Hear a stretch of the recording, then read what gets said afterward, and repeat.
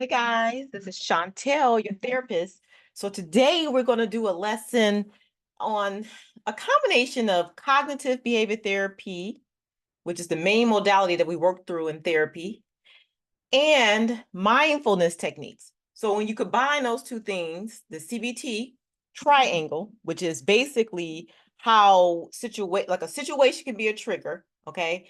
And then it affects how we think, how we feel, and then how we behave as a result. Okay. So this typically happens where we get triggered by something and then we interpret the situation. That's our thought. We have some feeling about it, and it's normally a primary emotion. And most time we don't like explore deeper and understand, what's behind this emotion, which is what causes us to react prematurely or impulsively. And in most cases, it's some type of negative consequence that come as a result. Okay. But in therapy, we teach we need to process through things. So when we get triggered by something, instead of instantly responding, we need to take that step back, whether it's taking some deep deep breaths, or doing deep breathing to kind of calm yourself where you're not so reactive, and kind of like it gives you that moment in time to stop and process how you feeling. So when you get triggered and you get like a immediate emotion like anger or frustration that comes up, you ask yourself, oh my God, what's behind this emotion? Or why is this bothering me so much? And then you think, oh, because last year when this happened, the same person did this and reminds me of this situation when this happened. And that's why it makes me angry. It's like, that's how you process through it. So if you can take that time to get out of your emotional mind and rationalize things, which is going to that rational mind. So this is called wise mind concept that's in DBT, dialectical behavior therapy. And we're going to touch on that in a few minutes. If you can get out of that emotional mind and go into a rational state by basically questioning the emotions that come up. So if I'm feeling frustrated, where's this frustration coming from? You know what I'm saying? Or what other emotions behind this? And you go backwards and backwards, going deeper and deeper until you get an understanding of why you feel some way. Doing that simple task basically takes you out of your emotional states and puts you in a more logical state, and it calms you down where you're not as reactive. So then as you process through, you can kind of handle the situation differently, or maybe just the situation deflates because you understand the emotions behind how you're feeling. Okay. Now, that's the CBT, cognitive behavior triangle. Your thoughts, emotions, and behavior is affected by situations that you get triggered by. Now, when we look at dialectical behavior therapy, it combines the cognitive behavior therapy, the CBT, with mindfulness. And what mindfulness is taking those deep breaths, taking that step back and just kind of like allowing yourself to be in the moment. So let's say that you are at a heightened emotional state, like something got you triggered and it really send you over the top. And you tried the questioning why I feel this emotion, it didn't work because you're too heightened. So that doesn't work. Like you far past that. So what mindfulness say is go outside in nature. Walk away from the situation, number one. Okay. Go outside, take some deep breaths. In through the nose, out through the mouth. So when you breathe in through the nose, you breathe in on a count of 2. Hold for 1 second and out through the mouth on a count of 4. You do this a couple of times, or 3 times at least. And as you do this, you're going to notice that your body kind of relax. Your chest feels calm. That parasympathetic nervous system kind of just, whew, okay, it's like you woosah. So it's like, okay, I feel more relaxed. I don't feel like I want to punch somebody right now. Okay. So you walk away and take those deep breaths. You be in the moment. So sometimes it's hard to be in a moment when you get triggered by something because your mind starts cycling. So you ruminate, you're thinking about all these things, and then you're stuck in this negative loop, and you're going down this downward spiral in this loop. So what you do is to be in a moment, you say you outside, you take a walk. And it's this thing that we have where it's called the 5 senses grounding technique. You spot 5 things that you can see. Okay, so you look around, what's 5 things that I can physically see with my eyes? So if I'm outside walking, what can I see? I can see some trees out here. I can see some cars. I see people walking. I see little kids playing. I see, whatever you see, just 5 things, because it's keeping you in the moment. That's what this mindfulness is doing, is keep you in the moment. All right. What's 4 things that I can touch? Okay, I can play with my fingers. I can feel my skin. I can massage the back of my neck. I can rub my temples. You know what I'm saying? I can just something you can touch. You know what I'm saying? Maybe have something in your hands like your keys. So you're grounding yourself to the current moment. What's 3 things that I can hear when I'm outside walking? I can hear the birds chirping. I can hear like laughter in the background. I can hear cars going by, okay? What's two things that I can smell? Maybe I can smell gasoline. Maybe I smell somebody barbecuing out there. And one thing you can taste. So I always say, like, maybe put a piece of gum in your mouth or something like that, or a hard piece of candy to suck on that. So doing these 5 things when you're in a heightened state can bring you to like the present moment. And when you're in the present moment, you're not worried about the future, which is a form of anxiety. And you're not worried about the past, which is a form of depression. You're in the current moment. That's being mindful. So these are mindfulness techniques right here. So DBT combines a combination of the cognitive behavior triangle, like how you feel, your emotions and behaviors, with the mindfulness techniques that we just went through. That's what it does. So it's a combination of both, all right? And it also acknowledges that there are always going to be 2 opposing ideas. You know what I'm saying? How we got that the right and the wrong. You know what I'm saying? Like it's either this way or it's that way. But dialectical behavior therapy is saying you can have 2 opposing ideas at the same time. You don't have to it don't have to be this way or that way. It could be this way and that way. So one example of that is the opposites can coexist. So you could say like, I am capable and I need support. So even though I still need help, I'm not gonna say, oh my God, I can't do this. I need help. Okay. So what you could say is, and this is like almost like a form of affirmation, I am capable and I need help. Or I'm doing my best and I need to try harder. You know what I'm saying? I'm feeling anxious and I can overcome this. Like that. So I'm angry and I can be respectful at the same time. I may disagree with you and I understand your perspective. So I can see it from your point of perspective, but I don't quite agree. Okay. So we agree to disagree. They are upset with me and they still love me. Just because, somebody's mad at the moment don't mean that they don't care about you.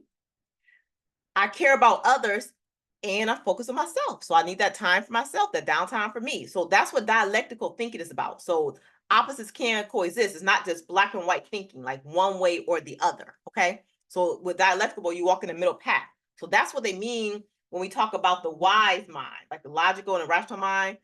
It's like those 2 circles. Let me see if I have that here. And then a wise mind is in the middle where you basically know when to pull from each side. So when you get too overly emotional, you learn how to go into your head and question the emotions, the feelings, the thoughts that you're feeling, or you do mindfulness techniques that kind of calm you down. Okay. So that's what that is. So we as individual, it benefits us to learn how to think dialectically is what it's saying. So 2 ways of you can feel or be you can feel or be in 2 states of mind, but you got to learn how to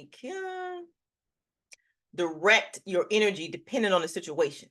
How things will affect you, how it affect others behind you.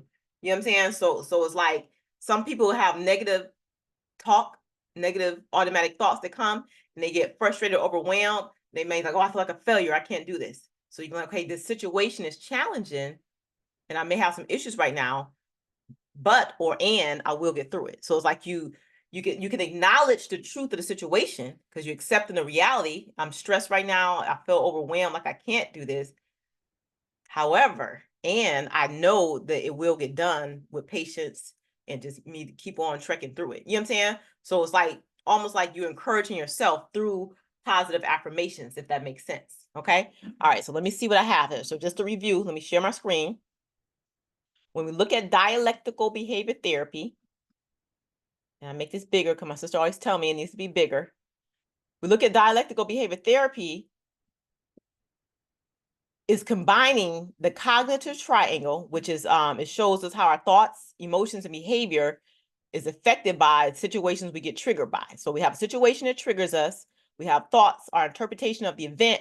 We have emotions, feelings that comes with that, like sadness, happiness, anger, and worry. And those are the basic primary emotions. So the emotions can go deeper. And we know about this through the feelings wheel because there's layers to it. We have primary emotions, which last for minutes, seconds, sometimes hours, depending on people. But we question what's behind that emotion and we can understand a deeper emotion. We understand ourselves better.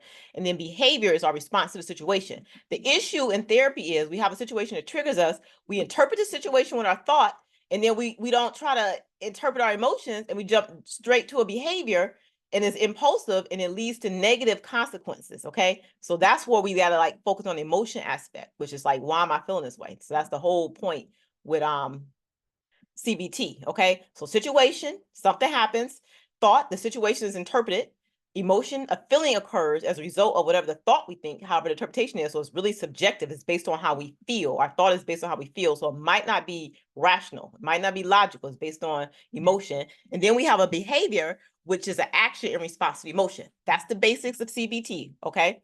So with the cognitive behavior therapy, hold on, I'm sorry, I'm all over the place right here. with the cognitive behavior therapy and dialectical behavior therapy is skills that we learn in order to accept what is. You know what I'm saying? So it's accepting the situation as it is. DBT skills is accepts is an acronym that they use, and is a way that we can understand or process through when we're in a heightened emotional state. I guess that's the best way to word it. So with that said, accepts in the moment, distressing emotions may seem impossible to overcome. However, over time, these emotions will lessen in intensity and eventually fade away. The acronym ACCEPTS outlines 7 techniques for distracting yourself from distressing emotions until they pass. So this is if you're in a heightened state. So we did the one which was the grounding exercises with the 5, 4, 3, 2, 1, which you can hear, see, feel, taste, and smell. This one is another activity. So it says accept. So the acronym A stands for activities. So you could do activities that requires thought and concentration. An example that they're giving here is read a book, write in a journal, do a work project or a school assignment, or play a sport. So you're doing something else to distract you, doing some other activity that distracts you from the thing that's distressing you in your mind. So it's getting you out your head and getting you physical doing something, or like the reading a book, take you to another world so you're not constantly thinking about your stuff, okay? And sometimes I find when you read a book or even watch a show on Netflix or on TV, it has some kind of lesson in it that it wants you to get. It's a message that comes through sometimes. That's what I've noticed. Okay, the C in accepts, the first C stands for contributing. So do something that allows you to focus on another person. So you can ask a friend how their day was, take yourself out of your mind and go into the life of somebody else. You could make a gift for a loved one, you could volunteer somewhere, or you can send a thoughtful card. So you do something nice that takes you out of your mind and allows you to focus on or help another person. The other C stands for comparison. So you got to put yourself in a situation. Put your situation in perspective by comparing it to something more painful or distressing. So you got to think of a time when you were more distressed and realize how things maybe not be as bad right now, or realize how resilient you are by thinking of someone who is coping less than you are. So it's like comparison, and it sounds bad, but it kind of helps. You compare yourself to your younger self when you were in a situation, and you can think about how you got out of it, or how the situation was bad, and how your situation had improved, or just being, like I say, being grateful for what is now. You know what I'm saying?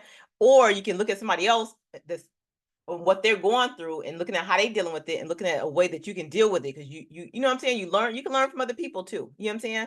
So comparison kind of helps you kind of put things in perspective, so to speak. Okay, emotions. Do something to create a new emotion that will complete that will compete with your distressing emotion. So if you're sad, watch a happy movie.